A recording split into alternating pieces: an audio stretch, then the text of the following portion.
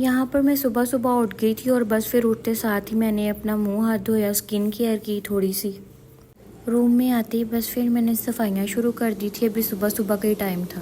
اپنا بیڈ وغیرہ صاف کیا۔ آج کل پتہ نہیں کیوں میں اتنی آلسی ہو گئی ہوں، کچھ بھی کام کرنے کا دل نہیں کرتا۔ اگر سو جاتی ہوں تو اٹھنے کا دل نہیں کرتا، اگر نہیں سوتی تو پھر سونے کا دل نہیں کرتا۔ یہاں پر اب میں اپنے کچن میں آ گئی تھی۔ رات کو میری طبیعت بہت زیادہ خراب تھی، رات کو نہ تو کھانا پکایا تھا، کھانا بھی باہر سے ہی آیا تھا، اور نہ ہی کچن صاف کر سکی تھی۔ صبح ناشتے کا ٹائم تھا، سب سے پہلے سارا کچن کلین کیا، کیونکہ اگر میں کچن نہ کلین کرتی تو یہ سارا دن پھر ایسے ہی رہنا تھا۔ ویسے تو اگر سارا کچن رات کو صاف کر لیا جائے تو پھر صبح اٹھ کے ایزی ہو جاتی ہے ہر چیز کرنی۔ کچن میں گند پڑا ہو تو مجھے یوں ہی لگتا ہے کہ جیسے پورا گھر صاف کر لیا، لیکن کچھ بھی صاف نہیں ہوا مجھ سے۔ نہ غم ہمیشہ رہتا ہے، نہ خوشی انسان کی اصل پہچان ہے۔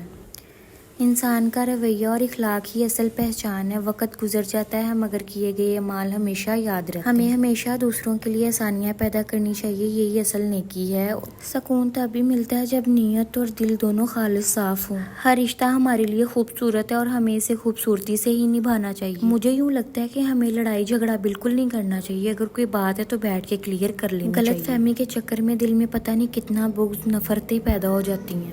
ہمیں چاہیے کہ ہم بیٹھیں اور بیٹھ کے ان گلوں کو، شکووں کو اور اپنی جو بھی باتیں ہیں ان کو کلیئر کر لیں، تاکہ اگلے بندے کے دل میں ہمارے لیے کوئی بات نہ رہ جائے۔ ایک بات تو یہ بھی حقیقت ہے کہ سنی اور کی گئی باتیں برداشت تو نہیں ہوتی، لیکن تھوڑا سا ہمیں برداشت کر لینا چاہیے۔ جب سے میں نے ایسی سوچ بنائی ہے کہ ہر رشتہ خوبصورت ہوتا ہے، اگر ہم کوئی بات نہیں کریں گے تو کوئی کیسے بات کرے گا؟ اور اگر کوئی بات آپ کی کر بھی رہا ہے تو یہ اس کا ظرف ہے، ہمیں چاہیے کہ ہم اس کے ساتھ ویسے ہی ٹھیک رہیں جیسے ہم پہلے ہیں۔